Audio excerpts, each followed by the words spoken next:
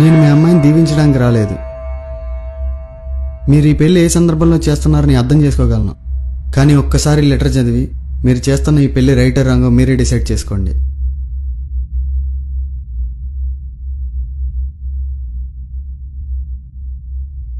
గౌరవనీయులైన మాస్టారు గారికి, మీ విద్యార్థి నర్మదా రాయనది. మా ఇంట్లో వాళ్ళు నాకు పెళ్లి సంబంధం కుదిర్చారు. కానీ నాకు ఇప్పుడప్పుడే పెళ్లి చేసుకోవాలని లేదు. బాగా చదివి పోలీసుని అవ్వాలన్న ఆశ నాకు బాగా ఉంది.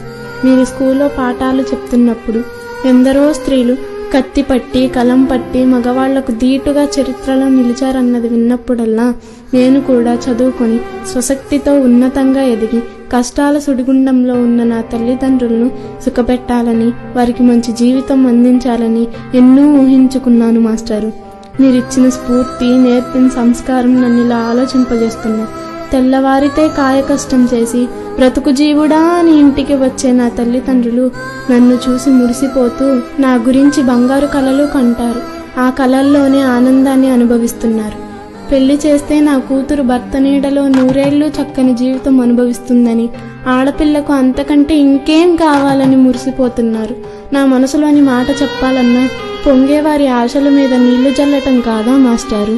వారి మాటకే తలంచుదామన్నా చట్టం వారిని కటకటాల పాలు చేస్తుందేమోనన్న భయం నన్ను వెంటాడుతుంది. అది నేను భరించలేను మాస్టారు. నన్ను కన్నందుకు వారికి శిక్ష ఎందుకు? ఆడపిల్లగా పుట్టడం నా శాపమా? ఆశలు, ఆశయాలు, ఆనందాలు గాలికి వదిలి 3 ముళ్ళు దారం కట్టిన వాడి వెంట బలిపశువులా వెళ్ళిపోవాలా? నా తల్లిదండ్రులకి ఇక నేనేం చేయలేనా? పెళ్లి చేసుకుని భర్త, సంసారం, పిల్లలు అని ఎదగని జీవితంలో ఈతరాని లోతు నుండి ఒడ్డుకు చేరగలగటం సాధ్యమేనా? పండుటాకులైన తల్లిదండ్రుల గతి ఏమిటి? భయం వేస్తుంది మాస్టారు.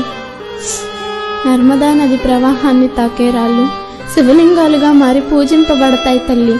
నీవు కూడా నర్మదా నది వలె చక్కని జీవితాన్ని పొందగలవు అని దీవించారు, గుర్తుందా? కానీ దేవుడు దీవించలేదు మాస్టారు. ఇట్లు నర్మదా.